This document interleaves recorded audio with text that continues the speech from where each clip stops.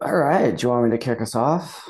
Um, so let's see. Today is the November 21st, 2024 meeting of the Vermont Climate Council Agriculture and Ecosystems Subcommittee. Um, Let me just pull up our agenda here. Today we're going to meet from 10 to not later than 12. Um, we're going to spend a little bit of time uh, doing an overview of some of the input sessions that occurred over since we've last met. We'll take some public comment after that. We will then spend the bulk of our meeting looking at the work of the task groups in updating and prioritizing pathway strategies and actions. We'll take some public comment after that, and then appreciating that biomath is a topic that has been a particular focus of one of the task groups. We're going to focus a little bit of time on that, take some more public comment, and then we'll adjourn. Does that all sound good to everyone? Okay. Thumbs up, smiles all around. Um, all right. So let's see. So everyone just put in the chat the compilation of information from all the various input sessions. Um, and as I think you all know, the council has been providing capacity for a number of different input sessions for members of the public and groups with particularized interests to kind of get an update on the work of the subcommittees, where their initial kind of prioritization efforts are leaning, and to provide some input to our processes so that we can incorporate that as we're concluding our work next month. Um, it's a lot of information. I know Jael and I, either each of us or both of us, participated in input sessions related to agriculture and natural and working lands, and municipal folks representing municipalities. There was also many of the task group leads participated in those agriculture and natural and forested land sessions, which was great, and really appreciate your participation. There was a real diverse and rich set of comments and feedback that we received. I think it's probably too much to digest and really go into great detail of here, but with that framing, Jay, I'll just pass it over to you to see if you have any kind of thoughts or comments or anything we'd like to focus on for this part of the agenda. Yeah, first off, we need to approve the minutes from last Oh, meeting. I'm sorry. It's okay. And then in terms of the public input, I think it's important to look through those when you're um working on prioritization and taking those recommendations and those comments into consideration. And I don't know, there was there was a good slideshow that was shared yesterday during the climate council meeting that kind of broke out categor categories of the comments, which was helpful to see like how many people commented on this one topic and other people commented on another topic. So just I think it's more of a tool than anything while we go through the prioritization process. Yeah, thank you. Why don't we I'll grab a link to that slide deck and put it in the chat in a second, but why don't we just kind of pause and see if folks are ready to approve our minutes from the last meeting.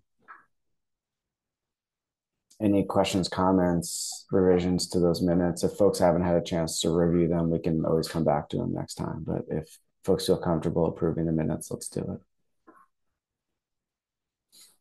And all right, some thumbs up. Great. Let's consider those approved. Thank you. Um,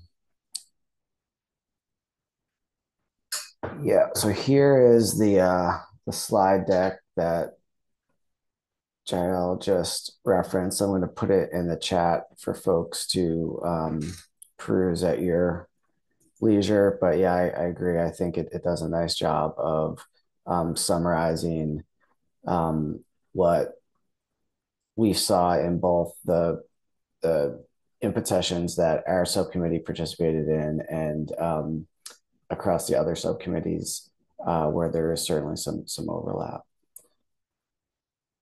It's a lot of information. I personally, just in participating in those conversations, was struggling to absorb it all and think how we can best integrate it. But yeah, I think as task groups continue their work and as we as a full group contemplate what we want to bring up to the council as priorities, it will be important to look at that feedback and see how it can inform the work that we're doing.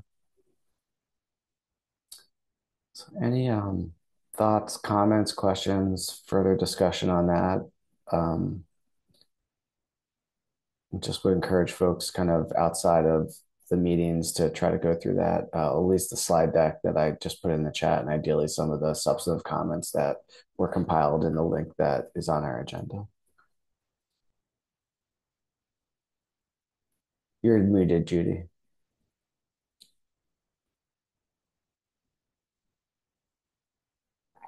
I'm just scanning through that 63-page link you just sent.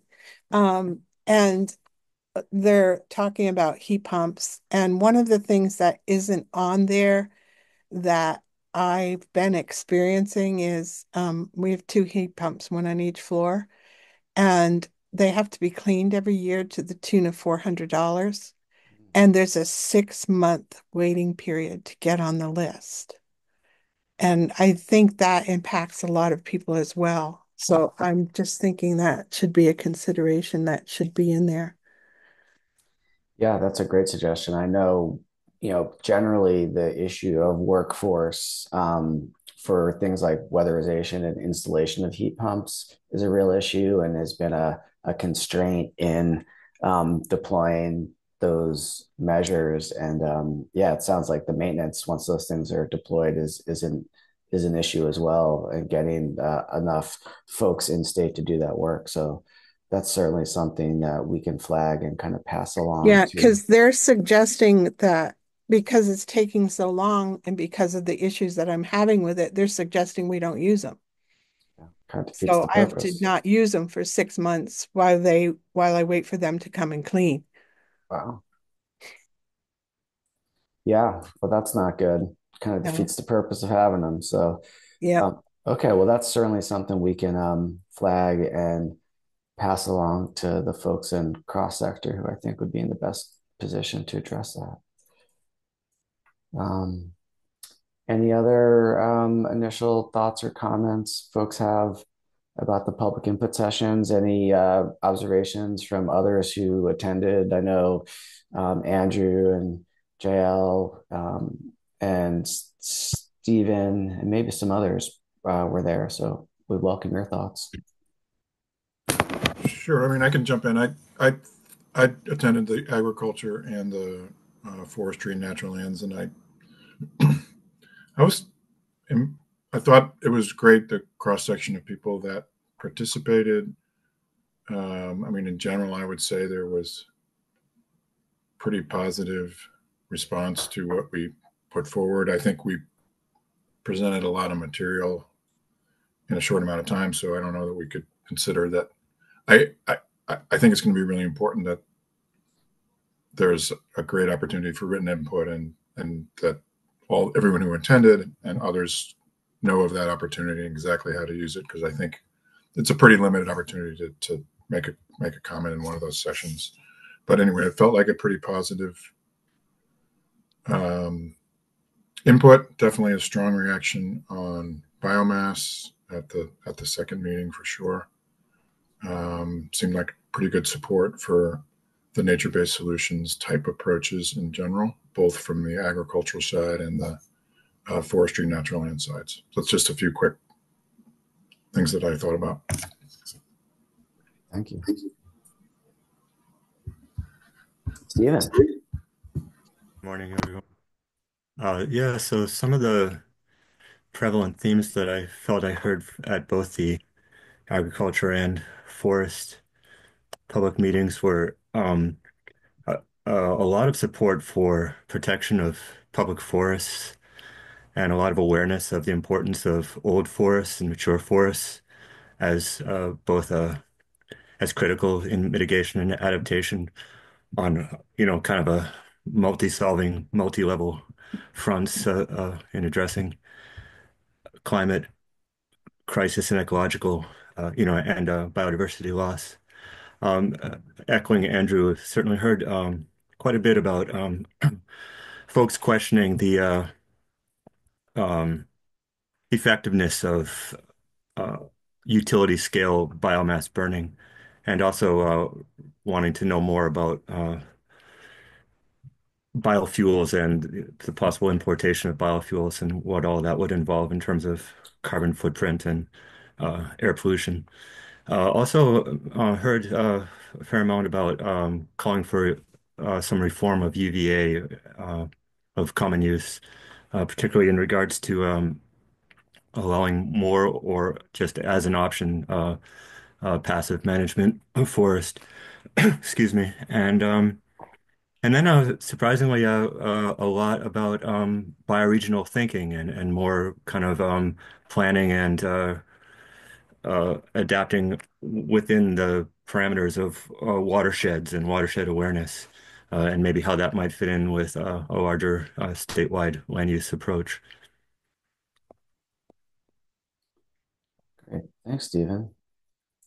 Any other observations from subcommittee members from those meetings?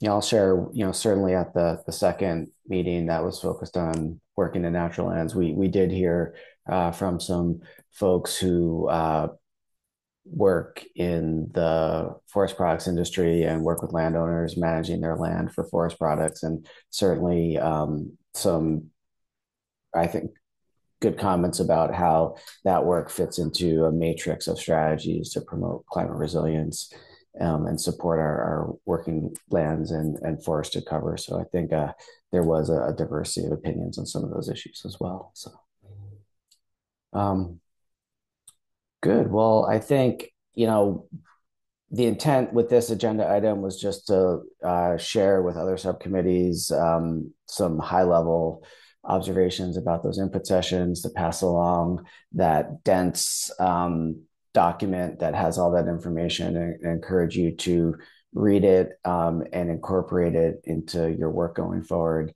And ideally kind of tease out any thoughts that maybe were new to you that resonated from that input.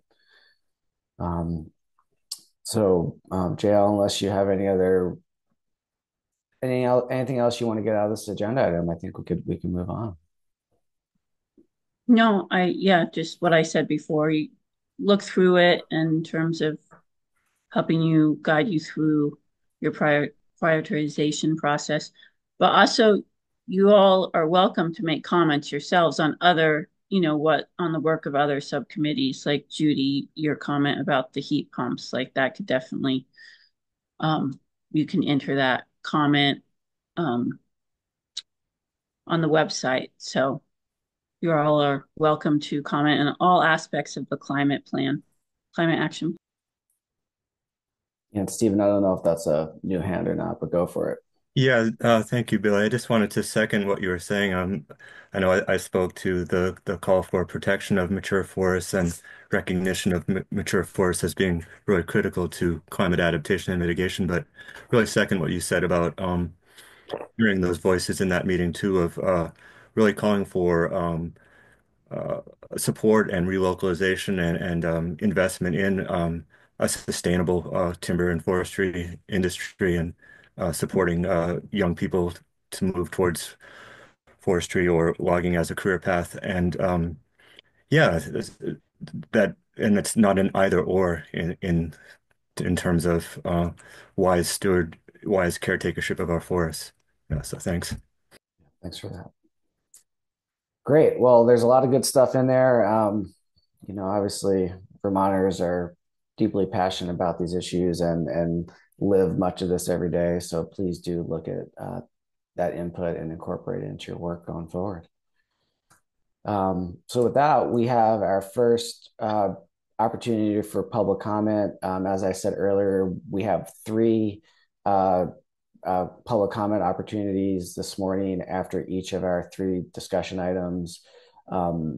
So, folks are free to share thoughts right now, ideally on the topic we just covered. And there will be opportunities forward to talk more about the substantive recommendations we're making. And then our last agenda item, which focuses primarily on potential biomass recommendations. So with that, anyone who would like to share a comment, please raise your Zoom hand if you can, or otherwise make yourself known. So I see Annette, you've got your hand up. Go for it. Yeah, I listened to the public comment sessions or the public outreach sessions, and there's sort of a cross-cutting issue that I want to bring to this committee's attention, um, that is raising concerns for me, and it also goes to one of the the differences of opinion or perspectives, Billy, as you referred to it, about those who want to protect the forests and see value in leaving the trees standing and leaving the wood where it is, and those who talk about waste wood and using the waste wood. And there's a plant proposed for Linden's Industrial Park using a pyrolysis technology. And the concern that I have is that this technology, if you look into them, also enables things like burning tires and solid waste. So even if it does come in claiming to burn all that awful waste wood that we have in our forests, that we need to find a use for, this company is talking about building these all over the state. And so I just want us to think ahead as you are grappling with these various issues related to pollution, air pollution, toxics, all of these various agricultural and forestry issues. How does something like that fit into uh, the long-term picture? They're claiming that there's no emissions. I mean, I don't even know how to ground truth a topic like that. They've already got a permit from the Air Division, but it's a size that's below certain thresholds. So it's about electricity generation. It's about the production of biochar. It creates a gas that turns the turbine that um, so okay, just one plant, that's one thing. But if this is the first one of, if one gets in and we see them scattered all over the state, what does that mean for the overall issues that are raised here? So, you know, I think that this is a place that it needs to be brought into the climate action plan to grapple with these tough issues that come from the utilization of our forests. Thanks. So that. Hey, Earl, please. Oh, I'm sorry. Actually, Cheryl had her hand up first. So if you don't mind, we'll go to her first, and then we'll go over to you. So Cheryl, please go ahead. Yep. Hi, everybody. Yeah, I can't come to these meetings very often anymore because I have something going on. I'm going to miss a part of it, and then I'll come back, hopefully enable me and hopefully be able to comment on biomass and the other things that you're going to be talking about.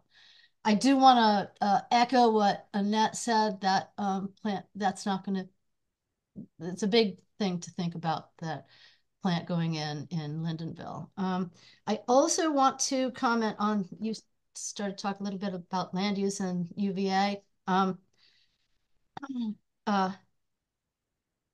Not UVA, sorry. I want to talk about a little bit about land use and some of the things that are allowing infill in concentrate in the compact settlement, even when it's along river corridors and floodplains. And I think that that should be really pointed out, that that shouldn't happen. They've already made changes to allow for less oversight on that, on building in already developed towns. So I think that really there should be more talk about moving away from river corridors, riparian areas. So I'll add more at the next comment period about biomass, hopefully. Great, thank you, Cheryl. Earl. Yeah, quiet everyone. And Cheryl has a lot of really good information about biomass. She just presented at VLS on that. I just wanted to comment that it was mentioned about whether or not the Linden facility has emissions. You look at the permit and it's somewhere around 1,200 tons per year or something like that of CO2, but then there's other things coming out of those emissions. The problem with it is that, it's a pyrolysis unit. A standalone pyrolysis unit at the right temperature will burn that syngas and it won't be released. However, what they're doing with Lindenville is capturing that syngas to burn to create steam for energy, and that's where it goes wrong. All of the biochar manufacturers in the U.S. that I talk to also say this is a bad idea. That it's everywhere it's tried, it's a polluter, and building them all over the state is just going to require we continue cutting our forests. They're not gathering waste from the forest floor. Foresters aren't doing that. They're cutting trees. The waste is coming from the sawmills, as well as, some that's truly waste from orchards and things like that, which is a good way to make biochar from waste, but you have to do it right so that you don't have the emissions, and that's not what's going on with the Lindenville facility. So look at the air permit and you'll see it all right there. Looney. Thanks, Earl. I mean, we'll be digging into this topic a little bit more later for sure. So any other comments from folks at this time? Okay, great. Well, thanks. Okay, next agenda item is to check in on where our task group work is in updating pathway strategies and actions and prioritizing a subset of actions to move forward to the council. And we have gotten, Evan's done a great job kind of trying to stay ahead of what folks are working on and compiled the documents, the task group working documents into one file that is linked to our agenda. Apologies to the public for not having that up previously, but certainly we want that up and available for folks to review. I think, unfortunately, from task groups 1 and 2, I don't know that we have prioritization at this point. I think we've got some updates and kind of combined and revised strategies from task group 2 and task group 3. And from task group 3, we do have priorities as well. So I'm not exactly sure the best way to use our time right now, but one option would be for folks in task group 2 and 3 to kind of talk us through where you are with your work and solicit some feedback from the rest of the subcommittee right now.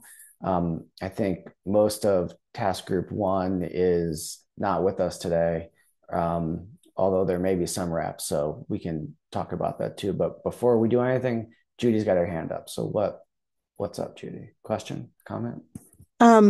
Yeah, so we had at the bottom of our recommendation, we had listed, I don't know, 4 or 5 recommendations for new pathways. Do we have to vote on that, or does it just happen?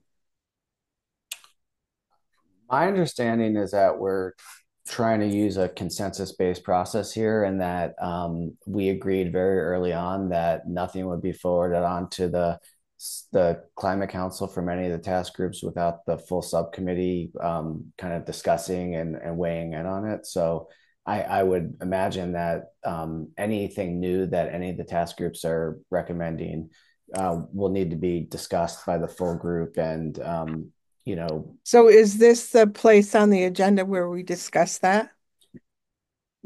we're beginning that conversation now. Yeah. Yes. Okay. Yeah. So I'd like to put that under the list of things on the agenda to be discussed, please. Okay, great. Jael. Yeah, I just want to bring up, I know it's probably more for next steps, but to just get it on people's minds. We were talking about getting together on December 5th and having an in-person meeting to do a real deep dive into all of these and hopefully get everyone from the subcommittee there. So just start thinking about that. We will talk about it again at the end of this meeting and whether or not that's something that will work for you. Great, thanks for that. And I just, one other thing before we get going into the substantive conversation, we did just get some updated guidance from the Climate Council yesterday, and I frankly haven't had a chance to digest it too much.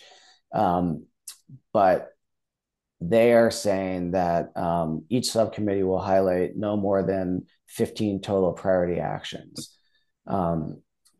To that, each task group should choose a handful of their top priorities, 3 to 5, etc., which will be discussed at the full subcommittee to reach a consensus. So I think, ultimately, our subcommittee is going to have the opportunity to highlight 15 priority actions to move forward to the council. So please keep that in mind as we're kind of working through our conversations this week and at our next meeting, because we really do need to work as a group to figure out what we believe are the most impactful, equitable, and feasible actions to move forward to the council. Again, what happens to all the ones left behind? They're all still there, unless we recommend that a particular action should be removed from the plan, which I don't believe we are at this point, but we can have that conversation. But otherwise, they're all still in the plan. I think what we've heard from the council is that a list of over 200 actions is a very difficult thing to move forward, and that to identify priorities where the council can advocate and put their influence behind with the legislature and for funding requests, having a shorter, more manageable list, with those short-term high priorities is what they're looking for. So, everything stays in the plan. Many of these things will move forward organically and are without the council, advocating for them. But it sounds like they're looking for a short list of actions that they can really put their full weight behind over the next year or so. Well, that's why I'm asking this question, Billy, because one of our recommendations was to add no biomass. And as you know, that was one of the recommendations of this commission last year or last session. And it got taken out and nothing happened to it. So I want to make sure that by prioritizing things, we're not leaving behind and forgetting things that are really should but be prioritized. But you've given us a box of so many that we've had to leave some behind. Yeah, I appreciate that. I don't think they're asking to leave anything behind or take anything out. They're asking to elevate certain priority actions. And I just do want to say, Judy, that there was never a formal recommendation for no biomass. This subcommittee last year discussed that issue at length. There was from the Biomass Task Force. We agreed to move a set of recommendations forward to the council out of the subcommittee without consensus agreement, so that we could just move it on, because we weren't going to reach agreement, so that we can move it on to the council. The council created that task group. I don't believe there was consensus agreement amongst the task group members either. It was moved to the council, and they ultimately decided on what the recommendation would be and added an addendum to the climate action plan last December with a suite of actions related to biomass. And I can find that and link it into the chat for folks. So, I I'm think, sorry that you think that, Billy, but I'm sure if you go back and look at the videotapes, you'll find that everybody agreed. okay, I, I I was part of that. But regardless, ultimately, all of our work is advisory to the Climate Council, right? So we can advise them on whatever outcomes they want. Ultimately, they make a decision. So even if our subcommittee and task groups and working groups have full support and consensus agreement around things, which you may be right. I'm sorry if I misrepresented that. My recollection was that that working group wasn't fully aligned with some of that stuff. Well, we'll Um, just make sure that doesn't happen this year. yeah, but I guess the long and short of it is ultimately the council makes the decision. So that was the only point I was trying to make. But JL, please go ahead. Yeah, so we do have the biomass discussion on the agenda, and I really would like to get through some of these other issues that, impact farmers, impact our foresters, and then there is some, more information to talk about in terms of biomass, but let's try and get through these other agenda items and then have that discussion. And work through prioritizing some of the other actions right now, if we could. And then there is some other information, but I want to bring it up later at the agenda item. Great, thanks. Okay, so obviously task group 3, I think you all get the gold star. You've done, I think you're probably ahead of the other task groups with your work to update and prioritize key actions. And I'm wondering if we want to start with the other task groups just to get an update from them before we kind of move on to the more substantive work that task group 3 has done. And the other task groups, that's not to diminish all your hard work at all. I know you've been all cranking and may very well be at the same place as task group 3. We just haven't seen that information yet. So anyone from task group 1 present who might want to share an update on where their work is right now? I don't know if anyone. Judson is here. Okay. Yeah, the update is we haven't met again. The only update is we did reach out to Ellie Kosiba, a forester, to get input on the forestry recommendations under this subgroup, and we did hear back from her, so we will be incorporating those. Great. Thanks, Judson.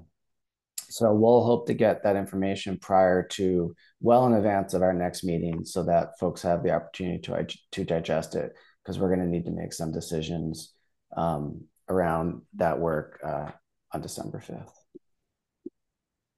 Great.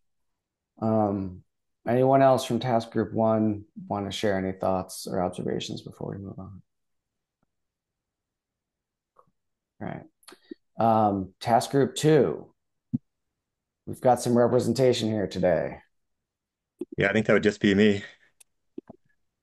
Since we don't have Senya, I'm looking at you. Are you on task group 1 or 2? I forget. I'm on. Can you hear me? Yep. Okay. I'm on task group 1.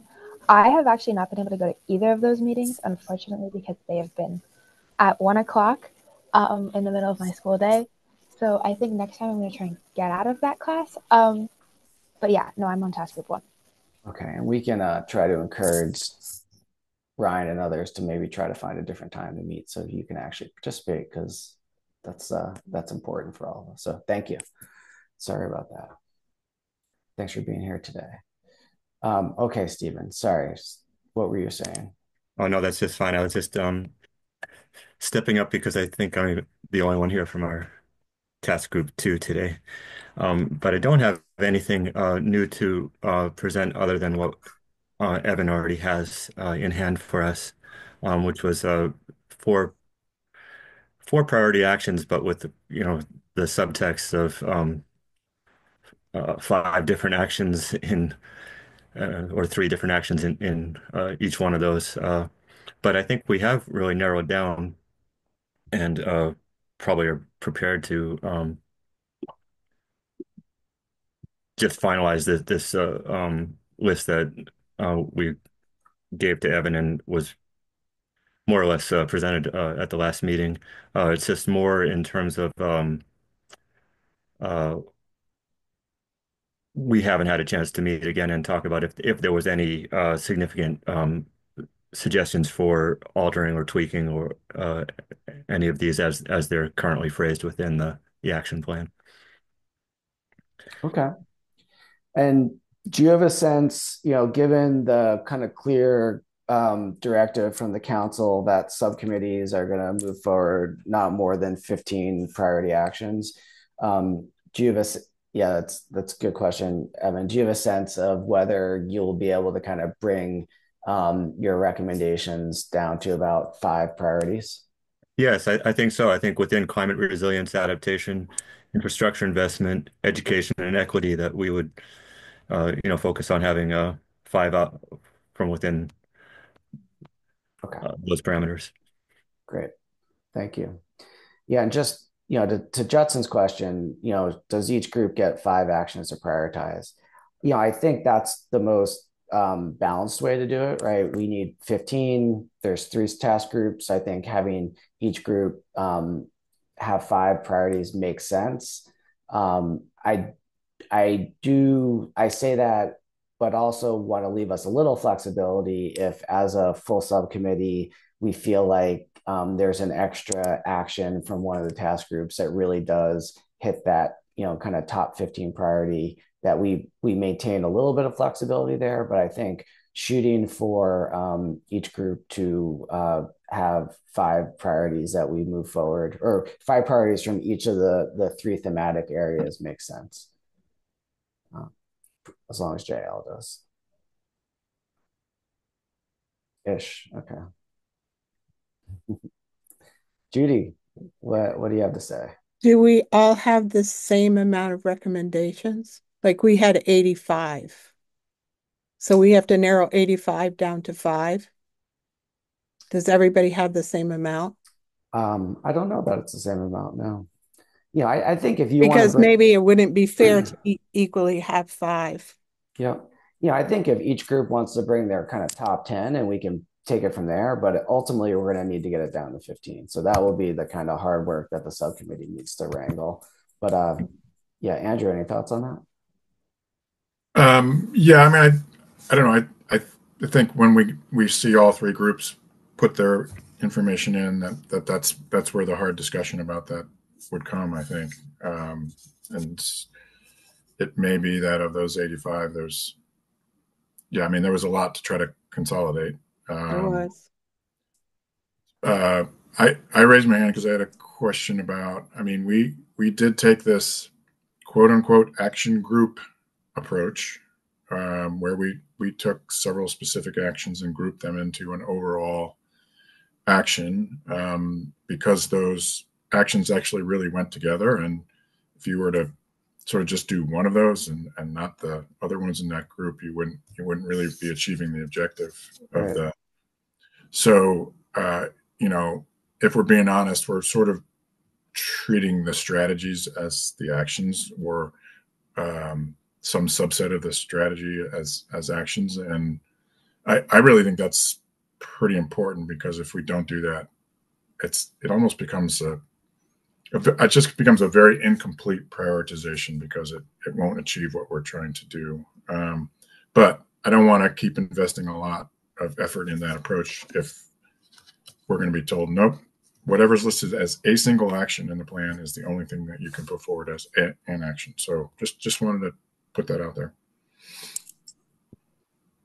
Thank you. I personally feel like what you're proposing makes sense. I think we're struggling a little bit to understand exactly what the council is asking of us. There was a council meeting yesterday that Jael and I participated in, where I think many of the subcommittees, 2 of the 3 kind of drafting subcommittees, were certainly sharing feedback that we're struggling to kind of complete this task, and it, would benefit from a little bit more clarity from the council in what they're looking for. So I think, absent that clarity, if this is the way ultimately the group thinks it makes sense to structure the recommendations, I think that's fine.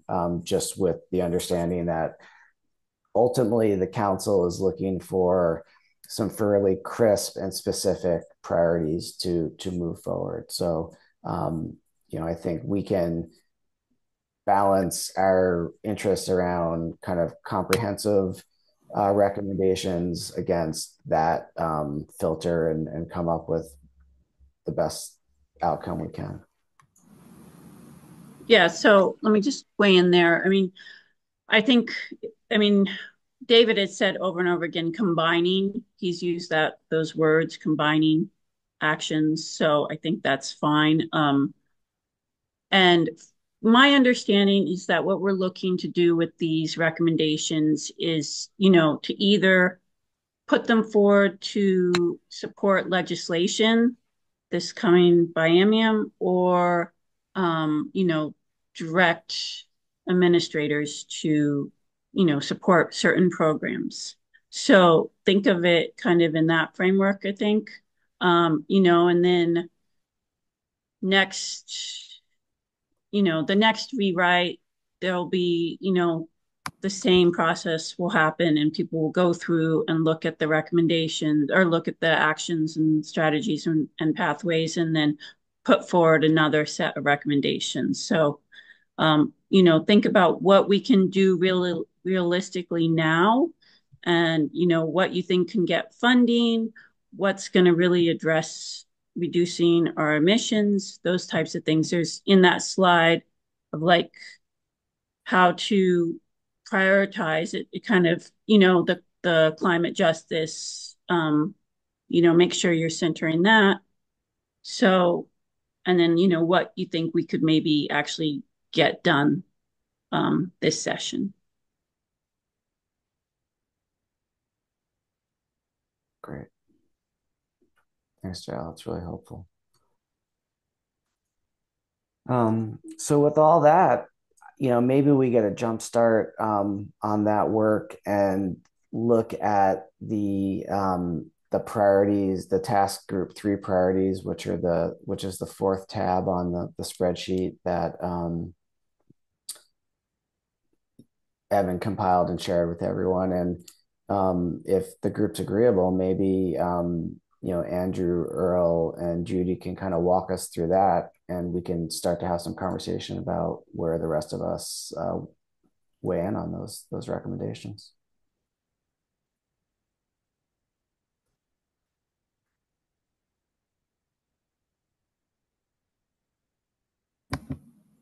Sound good? Okay. Billy, are you proposing to do that with slides, or people just looking at the spreadsheet? I can put it up if that would be easier for everyone to kind of just be looking at the same thing. Would that be helpful, or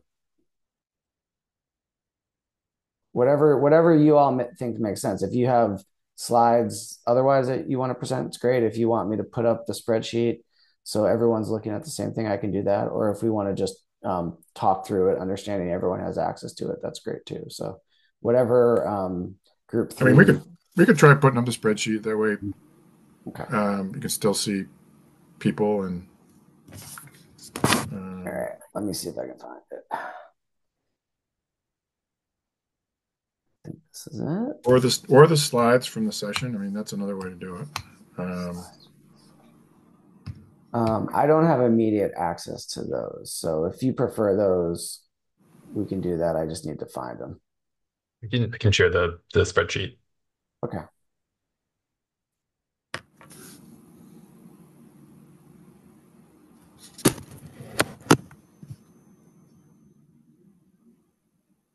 All right. Well, Evan's working on that.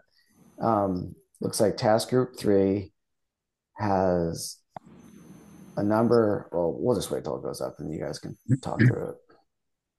Can you make Andrew a co-host so that he could bring him up? I think anyone can. Can you make Okay, that a we got it. little, can you make that a little bigger, Evan, if possible? I'm not easy to see. Awesome. Thank you. Does that work for everybody? No, Okay. Can you not see it, Judy? no, it's still too little. Okay. Can you try to make it a little bigger, Evan? Judy, can you open the link on your That's computer? better. Oh, Okay. yeah, I can do that. I'll You can loan do you that. my eyeglass here. But this, yeah, that's better. Okay, there we go. I can see that now. All right. So Yeah, hand it off to the task group. yeah, and I can start, but our entire task group is here, and we worked really closely together on this. So I can just start, maybe go through each action group, and then see Earl and Judy have additional thoughts. So this first action or action group is really focused on the technical assistance part of thinking through natural lands and forestry, and you know what we really focused, and I will say, we did definitely factor in equity as we were doing this all the way through.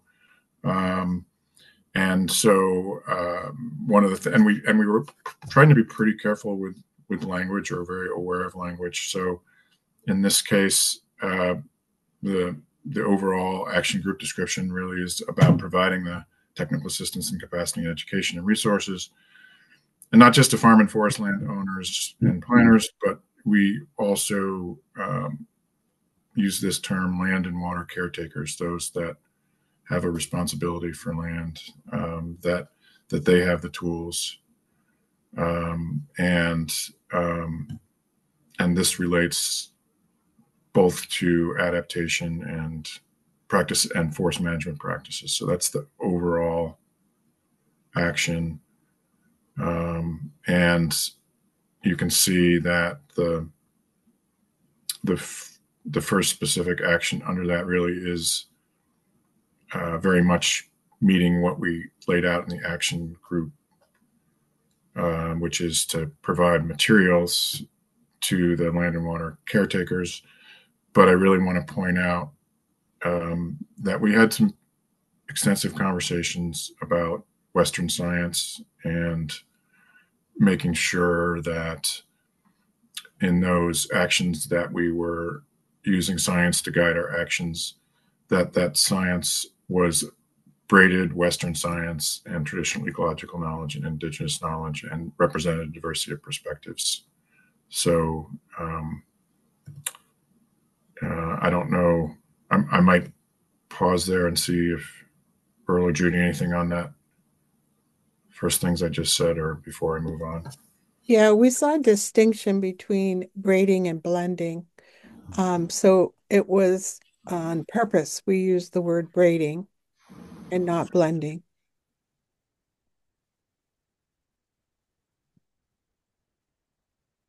And so another aspect of the technical assistance is making sure that there was funding in place to do that at the level that it was needed. So this could relate, as Billy, as you were referencing, what if some of this ends up being something the legislature would pay attention to, or the state agencies are paying attention to, then trying to get additional funding to provide this technical assistance is an important part of this overall action. And again, emphasizing making sure we're reaching this full suite of land and water caretakers, and then also making sure that we're evaluating the effectiveness of these technical assistance type actions and materials, so that we're making good investments of the state and other funding. So I think that was another aspect here. Yeah, and we also, in a lot of places, we added the word education. because we thought it was important for people to not have an expectation for people to do certain thing unless they were told or educated about why or what and how. And we also, I just want to make a note about the word caretakers. We chose that word over steward or stewardship because they were both in there, because stewardship and steward showed hierarchy. And we wanted to be distinct in that. So language became a topic for us to consider in all of these. Jael, did you have a question, comment? Well, yeah, I mean, I love all of this. I'm just thinking about the TA component, because conservation districts are essentially watershed governments, and the staff at conservation districts do a lot of TA. And basically, what they're doing is helping farmers get contracts so that they can get funding through NRCS. And NRCS has its whole kind of framework of what natural resource concerns are, and that's a mechanism to get farmers funding. I'm just trying to figure out how to incorporate, they need to follow these specific things and identify specific resource concerns, and how to incorporate the traditional ecological knowledge and indigenous knowledge into that framework that exists now. That's why education's important. Yeah, if I may, I work with the local conservation district here in White River Watershed, and in their work with me, and they're actually doing this braiding and are doing a pretty good job of it. But the broader mandate from the federal government, which they have to go by, is that this braiding happen. They recognize traditional ecological knowledge, indigenous knowledge as needing to be braided with Western science. And so that's driving the agency. Maybe that will change after January 20th. We'll see. But I think that this will continue on as the way, the districts operate. And certainly here in Vermont, I think that they are guided by this and welcome this approach. So it's not far-fetched. So I think in terms of thinking about how we can strengthen what happens here in the state, because so much of that funding comes through the USDA, but how can we, through this,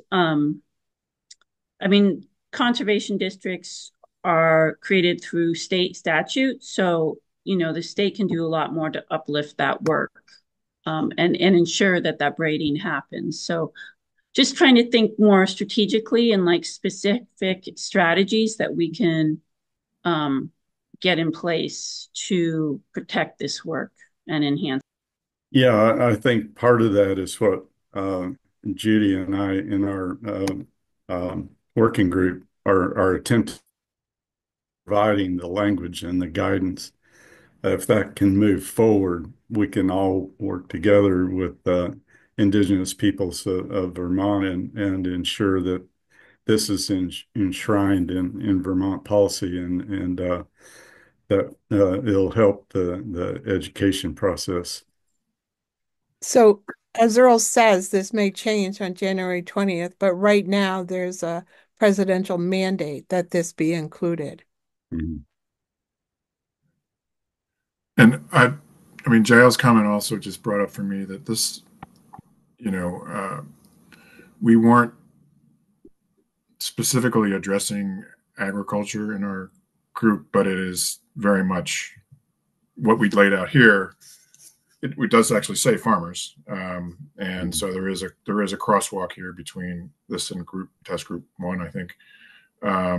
that we should be paying attention to as we put all this together and make sure it still makes sense. So, and I'll just say, so the last one was a very specific action about the state guide to restoring resilient forests. That we considered important and should be folded in, but it's a pretty specific action. It's actionable, but it's, if we start getting nitpicky and trying to have to reduce the number of actions, maybe this one could just, it isn't quite at the level of some of the other ones. So, but it just echoes what we just said specifically for that specific guide. So that's the first action. And then I would say the second one is, a big thing of what we spent a lot of time on was what are the set of actions or group of actions that will help promote the use of nature-based solutions and traditional ecological knowledge, indigenous knowledge. Essentially, what are the set of actions that allow us to restore and conserve and manage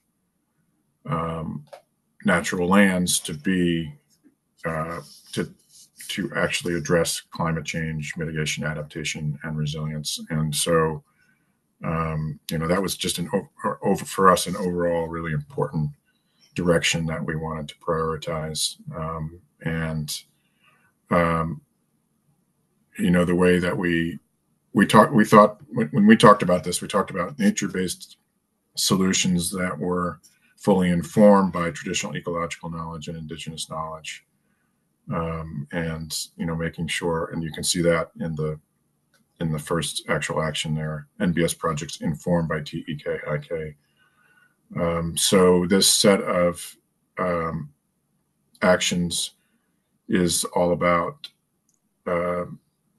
basically the funding and incentives to make this happen, including financial mechanisms to make it easier to do this, regulatory processes and programs,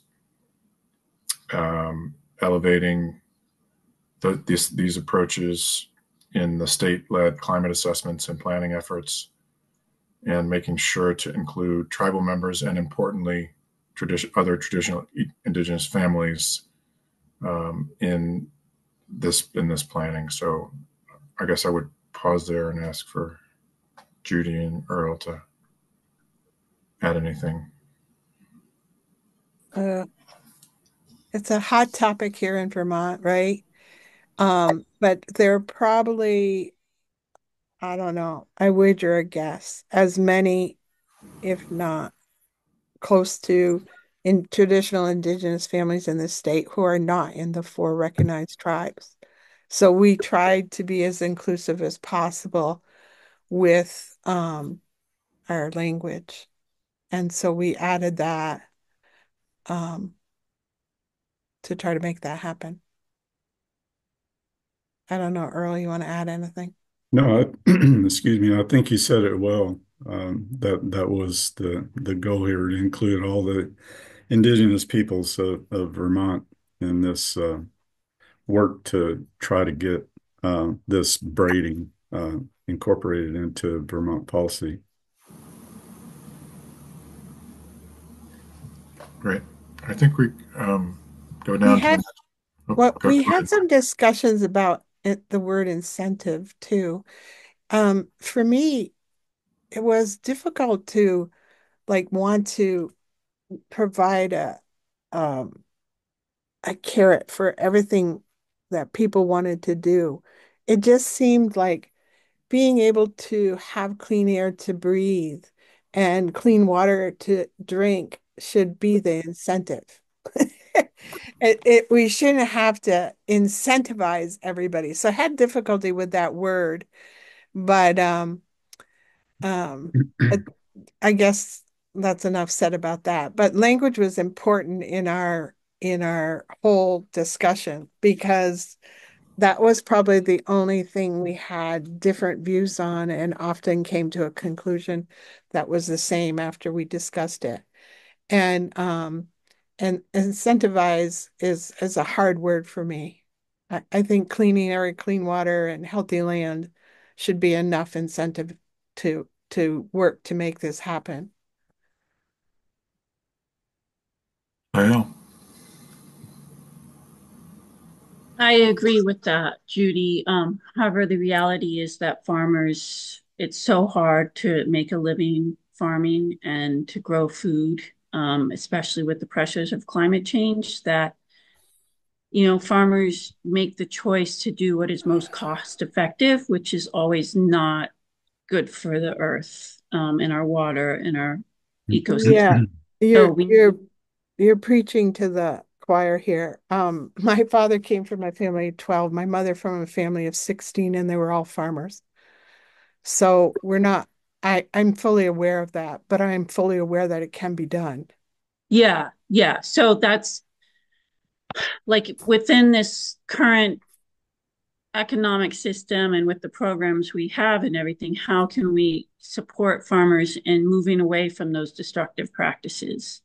Well, And I mean, I've said over and over and over again, we cannot continue to put economy on top of the pyramid. A healthy land has to be on top of the pyramid. And in order to have a healthy economy, you have to have a healthy land first. And that's yeah, where the education has to start. People have to understand if they don't have a healthy land, they're never going to make money. yeah. But so for those farmers who've invested so much in, equipment, tillage equipment and chemicals and all these things, like how can we support them in that transition? Well, maybe, Um, yeah, maybe that's the problem. Maybe they should be considering no-till. There's a lot of things that maybe they should be considering, but we have to educate because they don't know. They just want to keep doing what they think will work because it worked for Johnny Joe next door, you know? Go, If you may break in, yeah. excuse me. I've lived on farms all my life, started out on family farm. And what we really need is to incentivize a transition from these bad practices to regenerative practices that will help us with the pollution of greenhouse gases in the atmosphere, sinking that carbon. Um, Maybe in the short term, it's more profitable to continue with their monoculture and using their chemicals, but that is what's destructive and taking us to this edge that we're on right now. That has to change, but we can't just put that all on them. They need the incentives to help make a transition so that they can stay on the farm and be productive. And I think they'll find they'll be increasing their yields and doing better by doing better. But to make that transition is hard for most of them, and that's what we need to be discussing. Not only the education, but the incentive programs that will help do that. And also, I'd argue against carbon trading in the effort of doing that. I think we have to find the funding in a better way.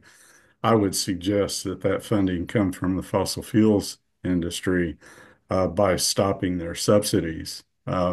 Ending the subsidies would be billions of dollars that could be used for this transition in our states. And I know that Bernie Sanders and our congressional delegation are sitting on that bill. The problem is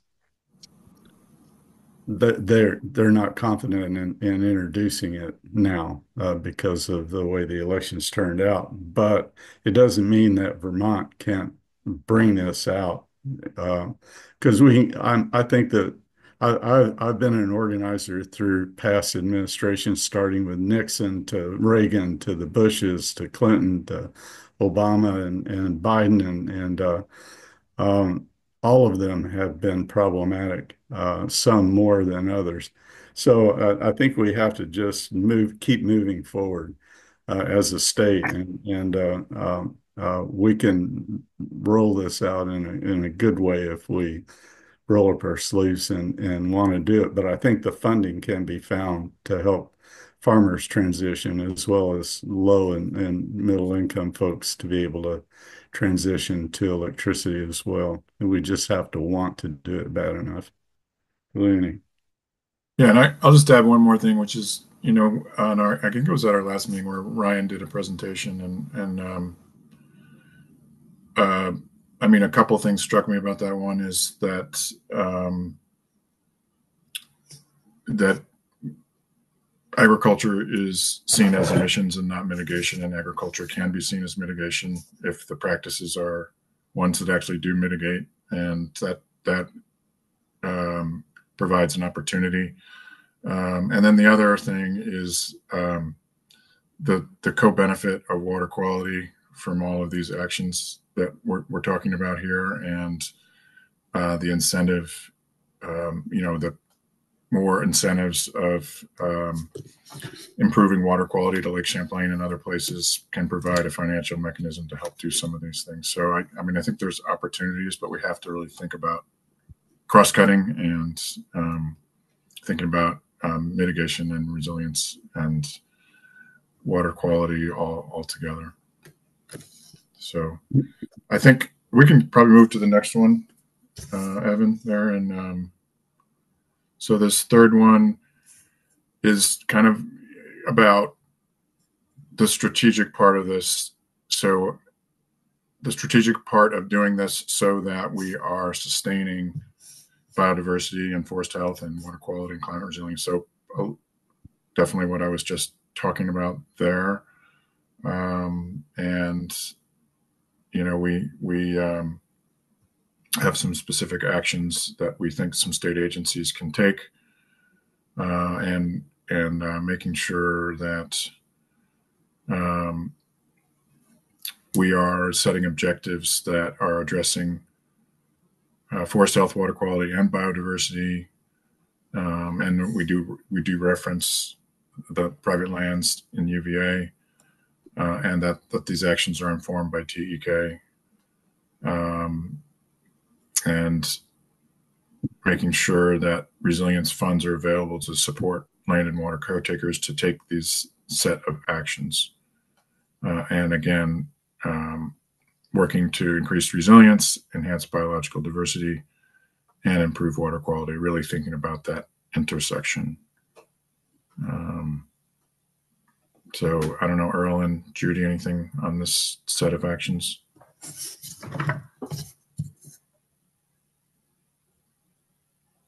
I think it's pretty clear.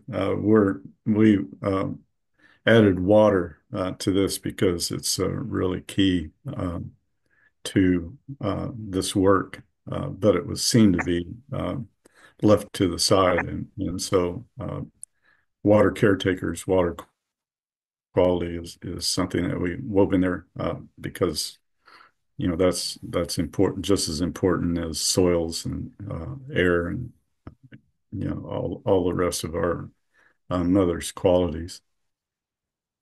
So there's a question in the chat about water caretakers. So it's the same as land caretakers. Anybody who works to do the right thing to protect their riparian zone to help make clean water. I mean, the Alderbrook runs through our property, and they come along periodically and test it, and the cleanest spot is in our backyard. It tests positive because we do everything we're supposed to. And then right after us is a golf course, and they do everything that you're not supposed to do.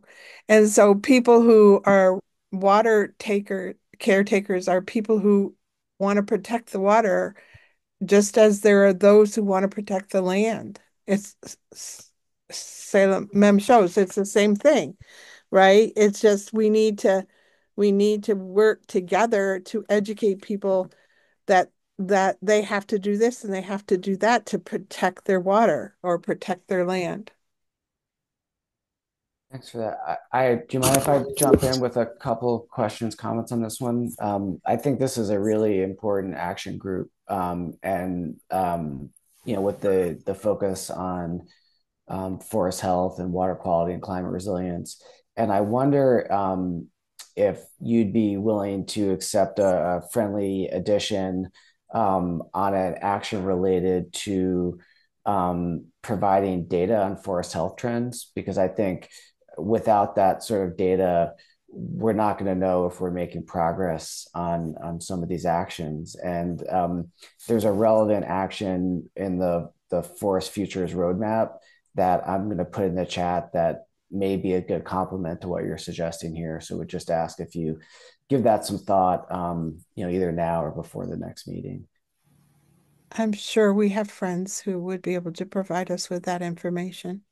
Okay. Yeah. So it's a specific action that I just dropped into the chat for your consideration. And then my other comment, I just want to be clear, enhancing resilience funds to support the capacity of land and water caretakers.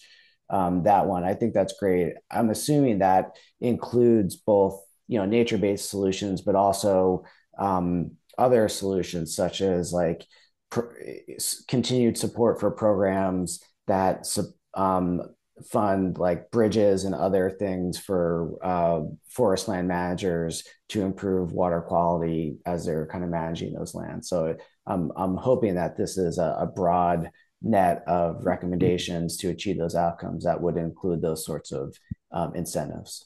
Well, some of them are like common sense things, Billy, like that we talked about. So for example, one thing we talked about was for like 30 years, they put chemicals into the rivers to stop the birth of many lamprey, right? And they gave us for a reason was that it was invasive. It was an invasive critter. And now they've discovered those spawning areas in the mouths of the rivers have been also impacted by those chemicals. And so we now have on endangered species list fish that were spawning in the mouth of the rivers. But they've determined this wasn't an invasive fish. This was a native fish, but they're going to keep putting the chemicals into the rivers because it impacts the fishermen and tourism in Lake Champlain fish competitions because they don't want a fish that has a suction mark from a lamprey on it. So that's common sense. If we're doing something that's forcing other fish or plants or whatever to become extinct, then we need to stop doing it. We can't continue to do things that are causing harm. Sure. Thanks for that, Judy. So just so I'm clear, and I think I'm hearing the answer is yes, that this action group 3 would, consider and include support for, things like practices and equipment for forest land managers to reduce impacts on soil and water quality, support for things like bridges and other climate resilient structures. So it sounds like that is part of that broader action group 3, which is great. Thank you for that. Yeah, and it may be captured below as well, but go ahead, Earl. Great. Yeah, if I may, Billy, when you're talking about bridges and things, you're talking about for forest management, which is a buzzword for logging, right? So what we find from that is a lot of runoff, and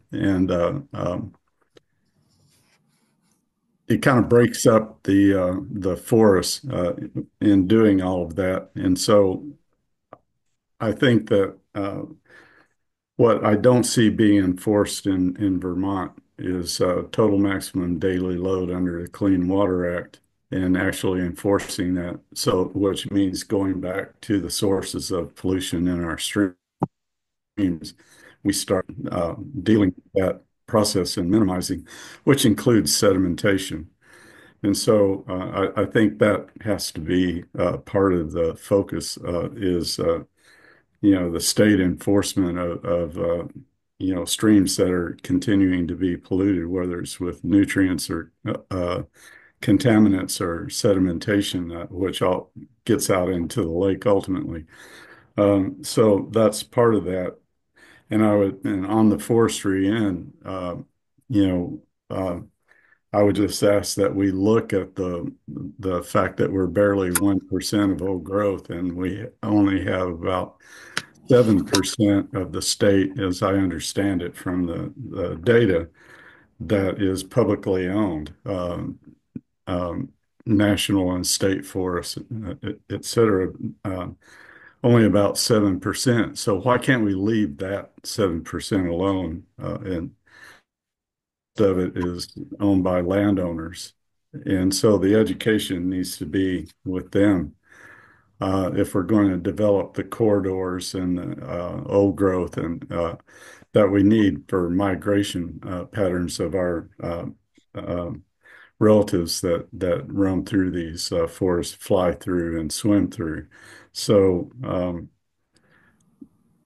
there's got to be a point where we can really sequester carbon, where we can get some old growth going in this state, catch up with the other states around us on that, because we're at the bottom in terms of percent of old growth.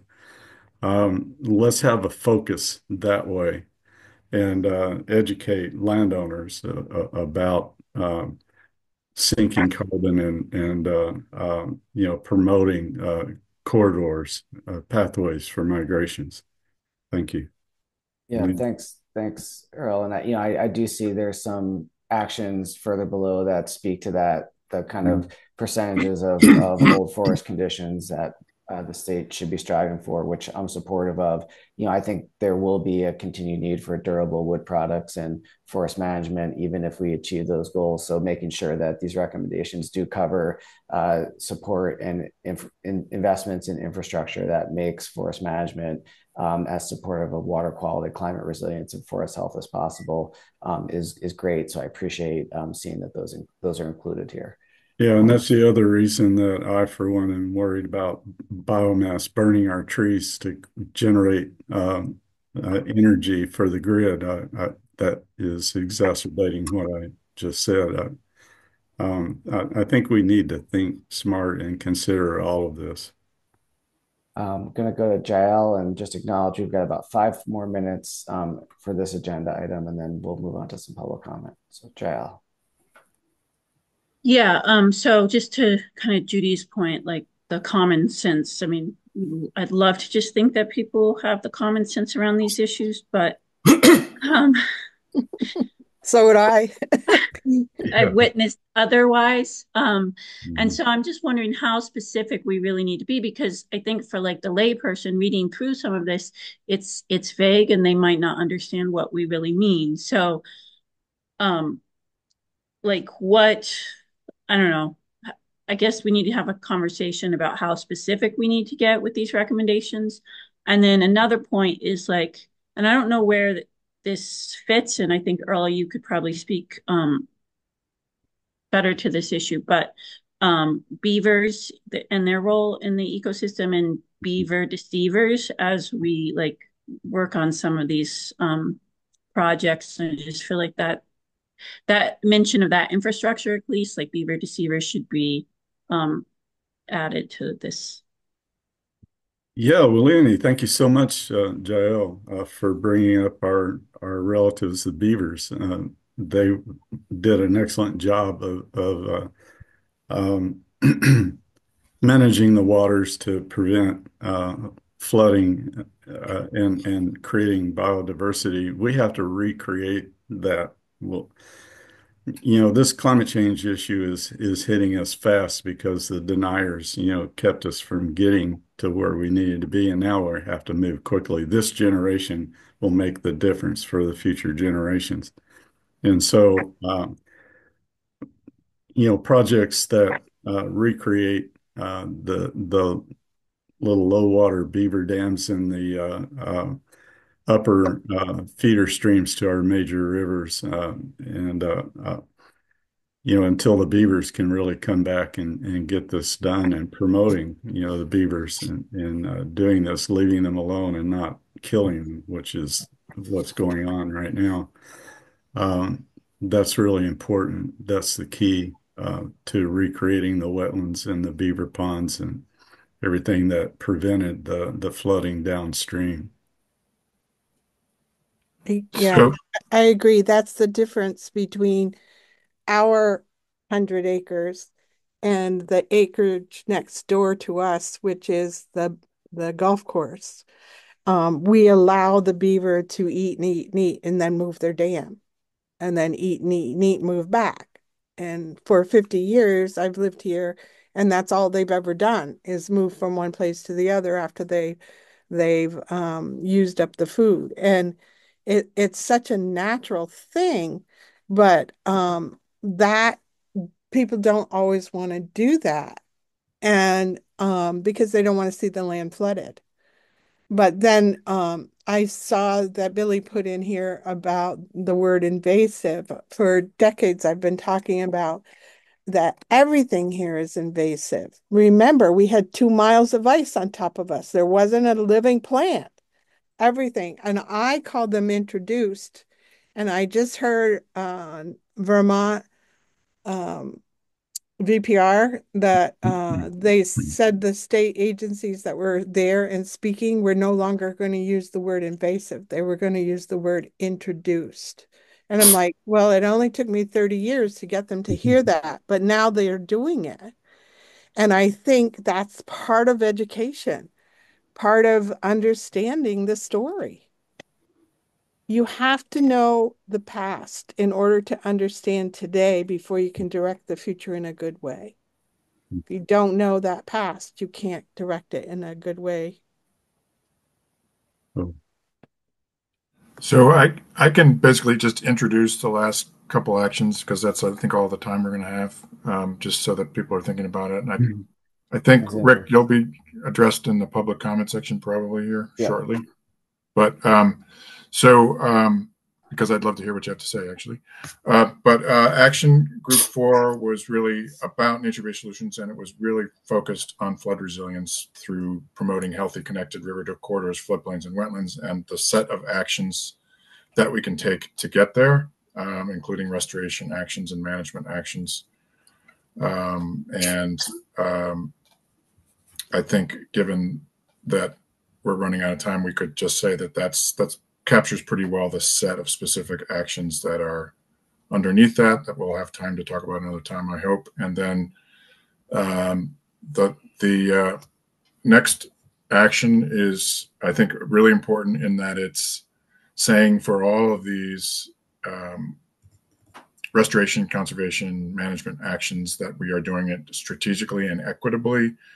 We're really fortunate in this state to have Vermont Conservation Design, and nationally to have the Conserving Restoring America the Beautiful as funding and guidance sources. That may change, of course, but so really this is the set of things that we need to do to be strategic about where we take these actions to address climate mitigation, resiliency, and adaptation by thinking about conservation design and interconnected networks of lands and waters. And probably with that, we just have to skip down to the last one, and hopefully we have a chance to talk more about the last couple actions at some point in the future. But this last one is specific to renewable energy generation, and that we should be smart about where we do that and where we don't do that by avoiding doing that on natural and working lands, and incentivize doing that in developed areas, including rooftops, parking lots, and other places. And so, and then there's the new pathways and strategies that we referenced, that Judy referenced earlier, just so you can see what those look like. And hopefully, again, we have a chance to talk about those as part of the biomass discussion later or at another time. Yeah, because how people decide to go forward with those recommendations will impact our final 5 recommendations?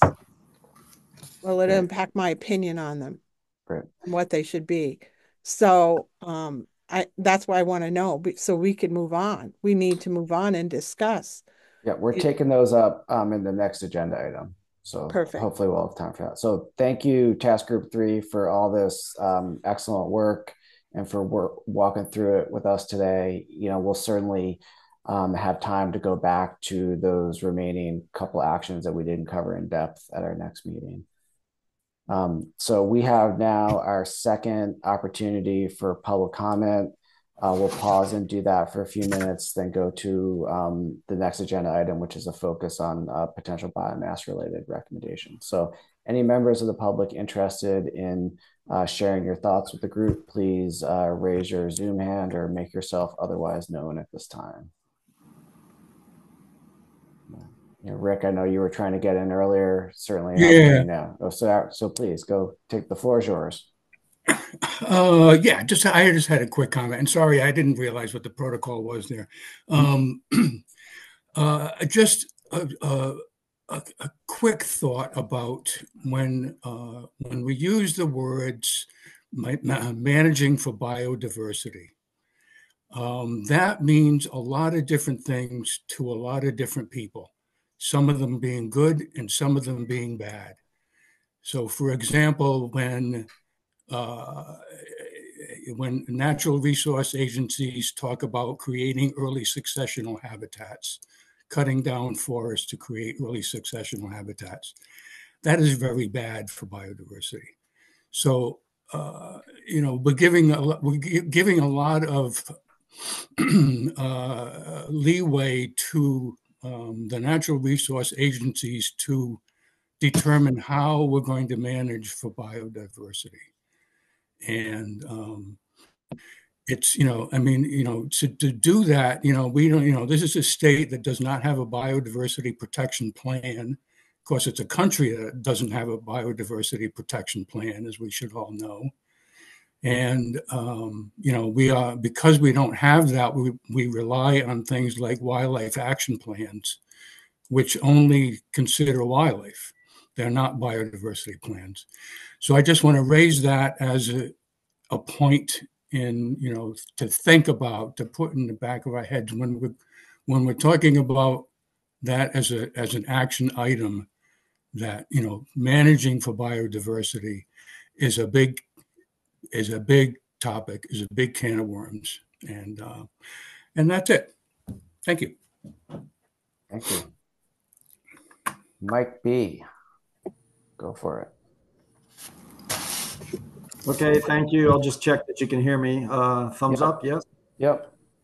Okay, thanks.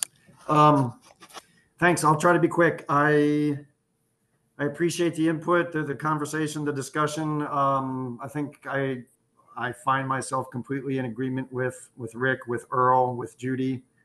I go between these agriculture meetings and the natural resource lands forestry meetings, and I always come away. I go to Vermont cancer meetings. I go to tactical basin plan meetings. No one, I'll just put it out there, no one in this state or in this country probably wishes to take on the subject of pesticides. It has been mentioned here, and I appreciate that. I salute that. But pesticides, not mentioned in the cancer plan, the 5-year cancer plan, not mentioned in the NRCS 5-year strategic plan, not mentioned in water quality Lake Champlain basin plans, except for one token mention, literally one word in a 200-page document. I mean, I'm going to try to be quick. It's the simplest, in my simple mind, it's the simplest route as far as a climate mitigation that we could come up with. I'm concerned that you'll boil down 5 or 15 action steps and pesticides, once again, will not be included. But I just want to, correct my thinking here, but the use of pesticides or economic poisons or killing toxins, whatever you want to call them, has a 5-fold carbon footprint. Okay, perhaps no one understands that.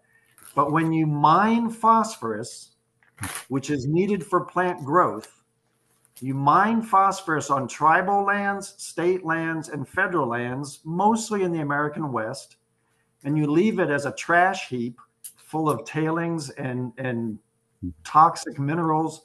And then you dress it up as a Superfund site, which the American public pays for. And then you take that phosphorus, which is needed for plant growth, and you containerize it in killing products like herbicides. I mean, does anyone in this group know the molecular formula for glyphosate? There's a phosphorus atom in the molecular formula. Why are we using phosphorus when it's already in limited supply to kill things? It makes no sense, but we go on. So when you talk about manufacture, application, transportation, soil health impact, killing the microbial community, because glyphosate is registered as an antimicrobial. You can look up the patent number. And then when you destroy the microbes in living beings, our gut health, our inability to function as healthy people, and the soil without microorganisms cannot sequester carbon and function as a healthy land base for trees and vegetation and all of our relatives and plants and animals and fungi. I mean, it's as plain as the nose on your face that if we just stop, and we can incentivize if we want to, but get us off of the treadmill of 1 million pounds of active ingredient a year in the state of Vermont, and no one will touch the subject. It's taboo, it's scary, but that's just active ingredient. So when you count another million or 5 million or 10 million pounds of activators and penetrators and surfactants and adjuvants, I mean, I tested some pesticide last year. I'm not going to tell you the brand, but the PFAS numbers were very impressive. So Forever Chemicals are part of the secret formula. And here we are just doing nothing about it. I think that's a good place for me to stop because I've made my point. I don't know where else to take this point because whenever I mention it, it pretty much goes nowhere. But I thank you for your time. I'll stop there. Thank you. Thank you. I'd like to ask Mike a question if that's possible. Sure. Let's try to keep everything a little brief given we still got a big topic ahead of us, but I got please it. go ahead. Mike, we in our gardens work with Rich Earth Institute. Are you familiar with them? Okay, that's what I was going to ask you.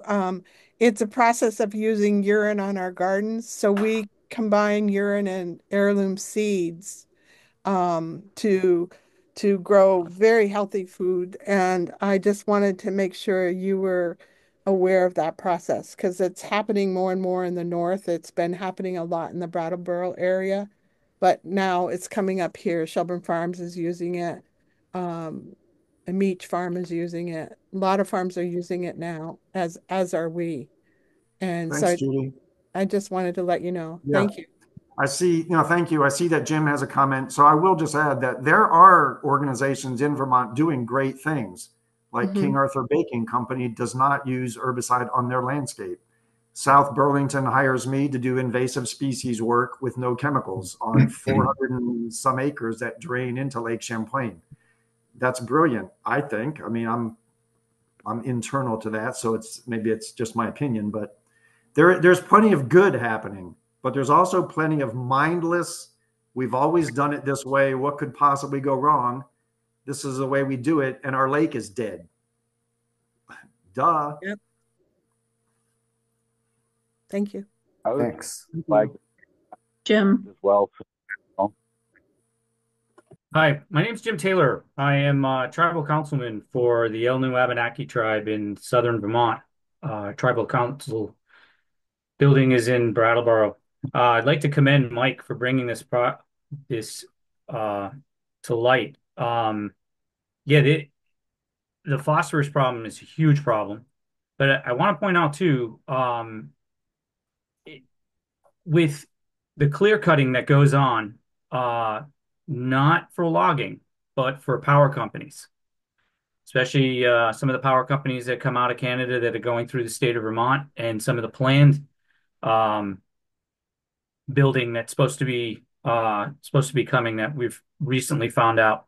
Um, you ever wonder why nothing really grows in the clear-cutted areas where the power lines are stretching across the landscape? It's because they're using and I'm gonna put it out there, Monsanto. Monsanto is a huge, huge purveyor of pesticides that kill everything. And I mean, this stuff doesn't grow for 3 to 5 years sometimes. And so this is being sprayed by the air. So, I mean, we're talking about, the land and what it's being done to it. You really want to find out what happens with, the phosphates that are sprayed from the air. I urge you to talk to the Maliseet people in New Brunswick, whose land has been heavily, heavily sprayed. Their own reservations. They cannot hunt moose anymore because of the fact that this stuff that they spray ends up in the water, which then is used to be that's consumed by the wildlife. So they don't hunt moose, they don't hunt deer. I mean, it is just absolute, absolute poison. With things that have happened, with the election, the only glimmer of hope that I see is, I've followed, Robert F. Kennedy for a long time since I was in my teens, and my hope is that some good comes out of what he says, and that he was a strong proponent of cleaning up the rivers, cleaning up, the land. And I just hope that, something positive does come out of this. So yeah, pesticides are a huge problem, and they're a forever chemical. And I applaud Judy's comments in regards to, what's being done. As Mike said, there's a lot of good going on in Vermont, but we can't close our eyes or put blinders on to what's happening in other areas. And so I think these power companies that are plowing through and under waterways need to be kept in check. And we need to really open our eyes to what's going on, especially over the border. Canada has their eyes on bringing power through the US, and Vermont is on their hit list. And we need to really keep that in the scope of what we're doing. And as an Indigenous person, I totally, totally am on top of this and looking out for our community and for the communities not that are residing within the state of Vermont, not just native, but non-native people as well. This is going to affect all of us, and we really need to, stay on top of this. Thanks, Jim. Thank you, Jim. Okay, think that concludes this installment of comment from non-subcommittee members. We'll have another one at the end before we. Sorry, is there someone on the phone trying to talk? Okay. Yeah, I tried to flag earlier that I had a comment for this. I'm but sorry. I can wait if you. If it's relevant to what we're discussing, please feel free to go, but just try to keep it within 2 minutes if that's possible. I can do that. I just want to start off by saying that the concept of preventing or prohibiting timber harvest on public land should not only be summarily dismissed, but stricken from any documents. It's wholly inappropriate, and it's actually injurious. The state is in a very unique position of being able to make their decisions based on not economic issues, but on what's best for the landscape and to direct those harvests by science. So I don't think that activism should be allowed to supplant that. And I've heard a lot of activism in this council today from one member reading not only verbatim, but sequentially the list from one activist organization. And as members of this council, that seems really significant, right? You should be here open to all information in your search for best outcomes. I've heard a lot of negativity about timber harvest on public land, and I find it really disappointing. We have AMPs for logging, and I think that we need to be very clear about the fact that timber harvest within a forest block does not break up the forest. It simply changes the composition of it. And I want to read to you all just briefly from the Vermont Conservation Design Plan about young forest. We're woefully inadequate in our level of young forest. We're calling for, in that plan, it is 6% they're calling for, which is not sufficient. It should be closer to 12%. Even at that, we're not even making it to 3%. We're replacing timber at 1.5 times the rate that we're losing it annually. So with the value of early successional habitat to biodiversity, we are failing. And I'll leave it at this. This is directly from Vermont Conservation Design about the ecological function of young forest. Young forest habitat is recognized as essential to maintain viable, healthy populations of at least 65 species of wildlife in the Northeast states.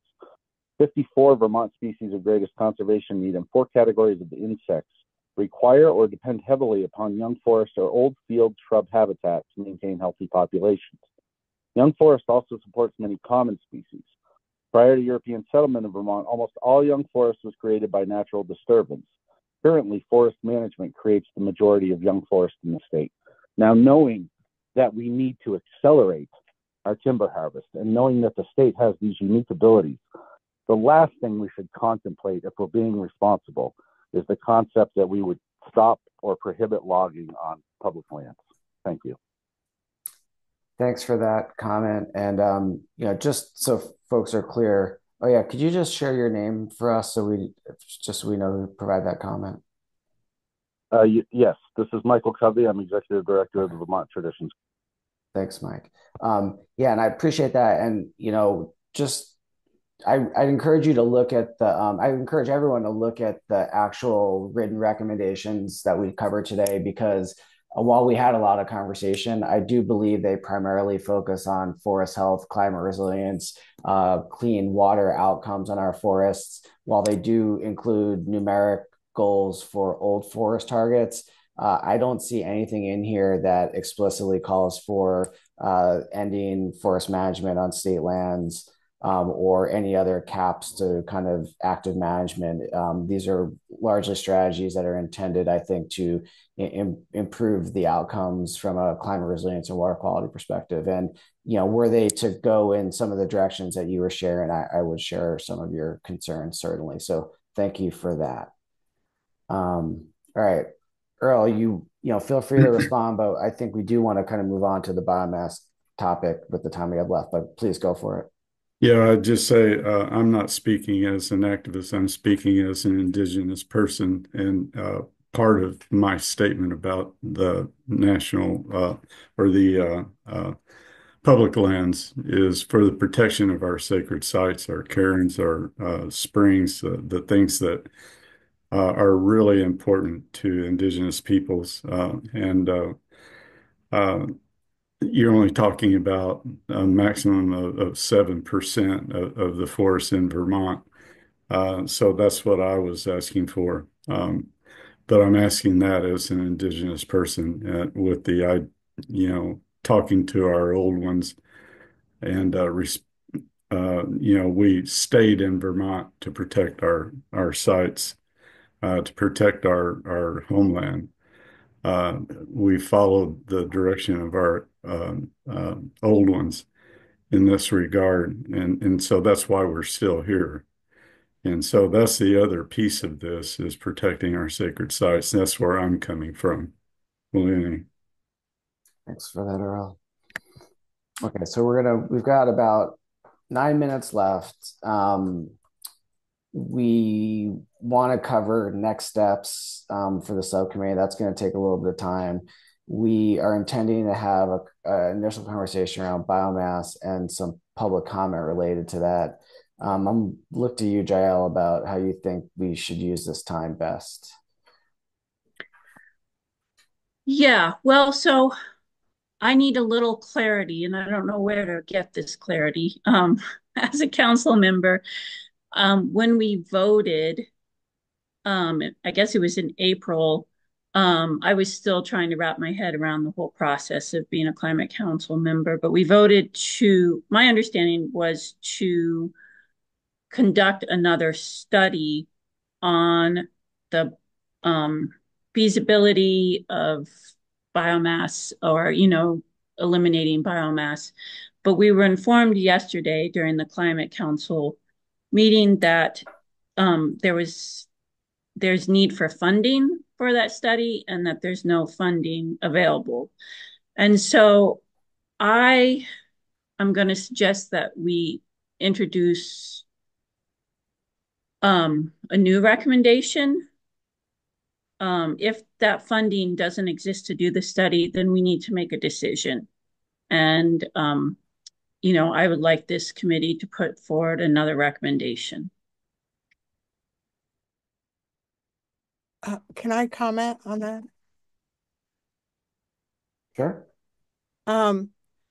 First off, I would like to read from Energy and Materials, wait a minute. Ag and Ecosystems Actions Update Matrix from 12/13/21. On line 30, it says, prohibit the expansion of current and/or construction of any new large-scale industrial electric generation biomass facilities in the state of Vermont. Existing facilities shall, and then it goes on to list 5 actions. Those were submitted.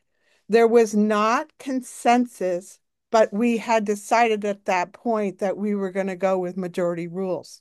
And the majority, yes, we did, Billy. We agreed to move those forward for the council to consider. It didn't connote that there was support or that it was the position of the subcommittee. It says that. Because we had worked hard, it says the VCC did not adopt these recommendations. While the Ag and Ecosystem Subcommittee did not reach full consensus on this, the group worked hard to develop these recommendations and chose to leave them in this matrix. They can at least serve as a basis for VCC recommendations to continue this discussion. That did not appear in this year's list. It was left off from the last session. Sure. So just again, to go over the process, the subcommittees make recommendations to the Climate Council for it, which pathways, strategies, and actions to include in the plan.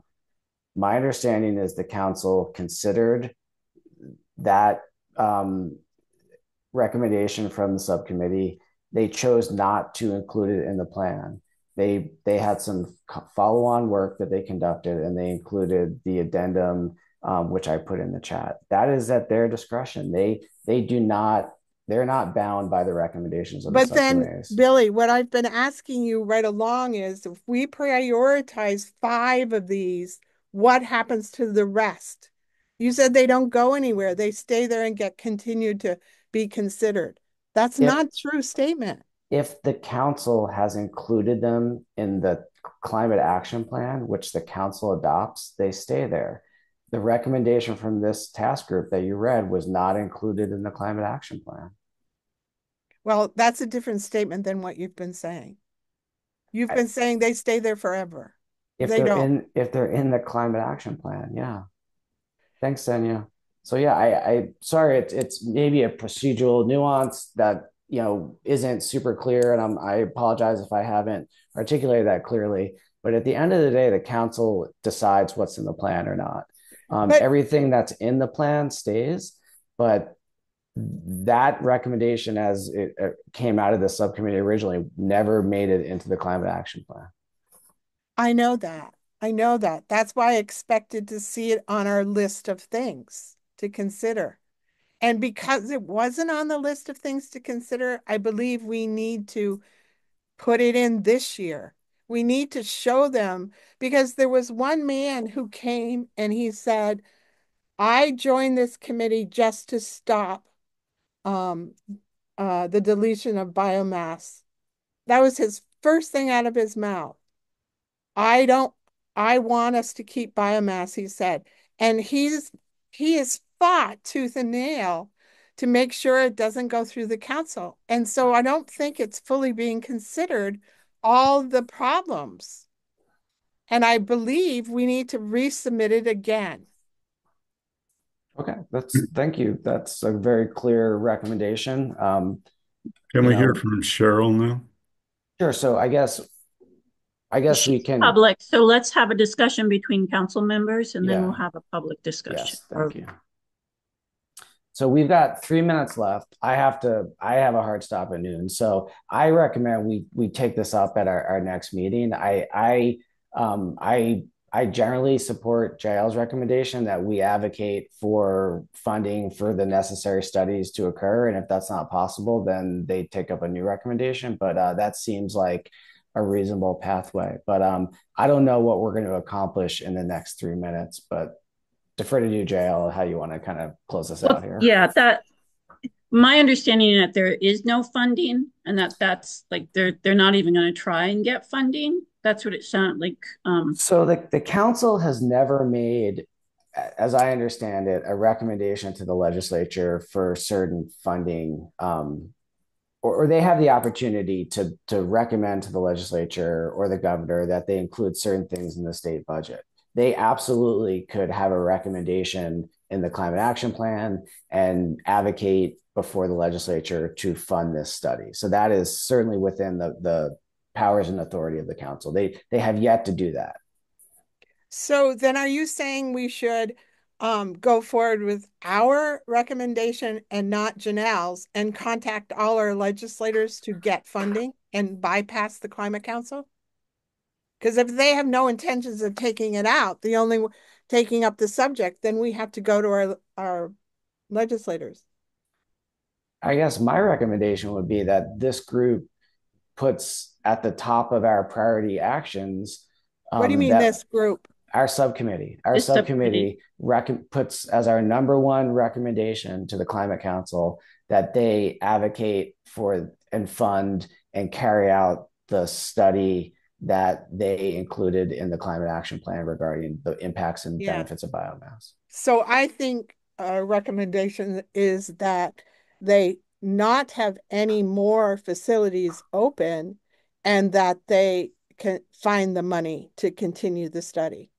They got to stop somewhere. And if they keep allowing more to grow, that's more people losing jobs, that's more forests being cut down. We have to stop it now and then continue it with a study if that need be. Yeah, so Billy, would we vote on that at our next meeting? Yeah, I think that would have to be, we'd have to, as a subcommittee, determine what we want our recommendation to be. So we can certainly discuss that as a group. I will note that addendum to the climate action plan was adopted by the council less than a year ago. They had a recommendation to do exactly what you were suggesting, Judy, that they chose not to move forward.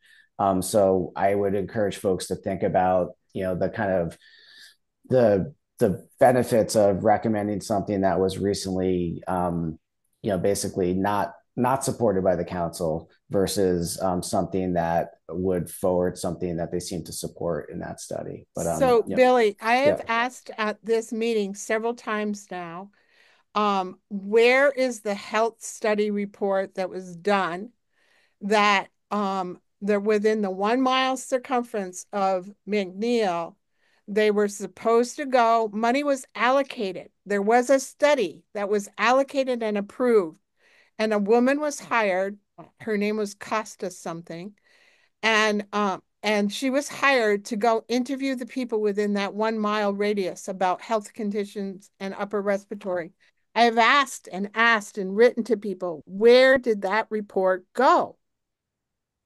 Yeah, I don't know. And I'll certainly, between now and our next meeting, run that to ground, Judy, and get you the answer to that. So I'd appreciate that, because you've already told me that twice. Well, I'm sorry I haven't done that, but I will do that now. But I have to go. Absolutely, if that report has been conducted, that's information we all need. And this is something that, again, like the consensus of the group of how you want to move this forward, I'm completely open to. But I think certain members of this committee feel that there is value to some element of wood fuel use in the state of Vermont. It's a cornerstone of the clean heat standard and some other significant state laws that are being considered. I think some of us do support the study that is very comprehensive that the council has recommended. So it'll be a good conversation for the next time we come back. Billy, do you want me to wrap up with If you public don't comments? mind, yeah, I'm really sorry that I have to go. No, I'll watch it's the video. Thanks, everybody. Bye. Okay, so we'll definitely get this on the agenda item for our next meeting. We do have to just talk about that next meeting and whether we want to have it in person or not. And so if you all could weigh in, I guess, over email, if that's going to work to do an in-person meeting in Montpelier on December 5th. Can we do not, both? Make it Zoom and in hybrid. person? Yeah.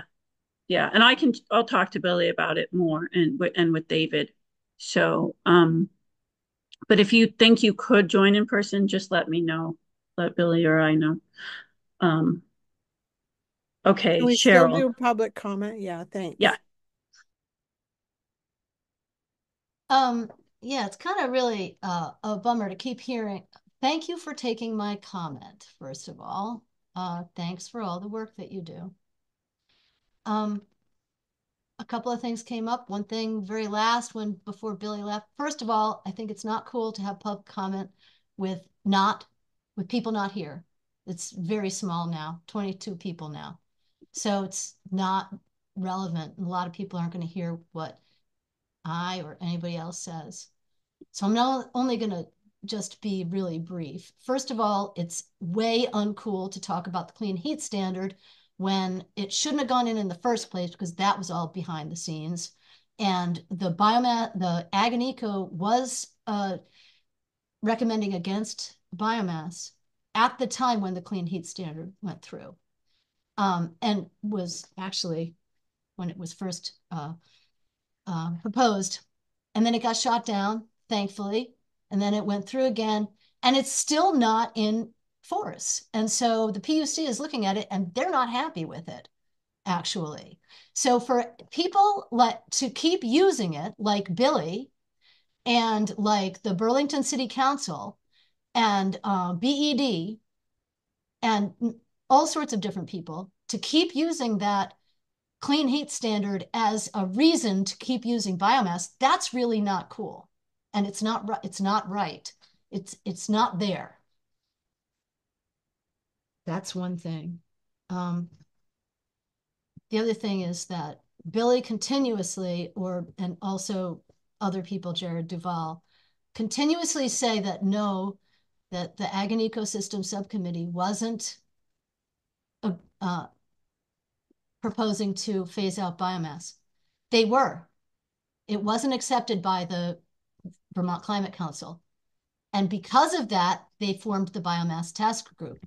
That group also suggested, proposed, and recommended to phase out biomass. Succinctly, more nuance than that. And then they didn't accept that. And of course, David Dean got on to shoot it all down because he wants biomass used, as do other people, many others, over the course of the beginning of the Vermont Climate Council. And so that's why now this new study needs to be done. The new thing that was behind the scenes, this new biomass recommendation from Climate Council members working behind the scenes. Nobody gets to find out what they talked about or anything. And there's something going on. The issue with stopping burning biomass and burning wood at this scale, and even ramping it up, because it's not even leaving it at a steady pace. As you see, there are other biomass plants coming in or trying to come in. And the goal for Vermont is to ramp up biomass burning to 35% by 2030. not even to keep it status quo and burn the same amount that we have now. And that's going to cause egregious damage to the forests. And, well, I'm not going to keep talking because there's hardly anybody here. And I think that you should have public comment, asking you to have public comment when it's scheduled. I'm missing another meeting right now so that I can talk here. And this has been going on since the beginning of the Vermont Climate Council also in whatever, 2020, 2021, where the public is not allowed to talk when they're scheduled to talk. And also when many people who are very educated and knowledgeable about this stuff and experienced about these things are not even allowed to be chosen to be on the council or on the subcommittees. Okay. As Annette spoke about before. So the other thing I'm asking is because I also have conflicts next week as well, and I cannot be there in person, and I want to be able to be participating in this, is that you have it at the very beginning of the meeting, please, so that I can participate. Okay, thanks, Cheryl. Anyone else? Okay, we ready to adjourn? We'll definitely take these all these considerations, all these comments into consideration.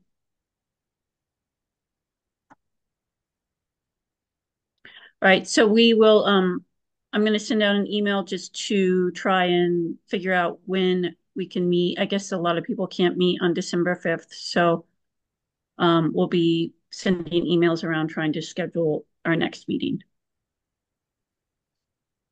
Thanks, everyone. Have a good day.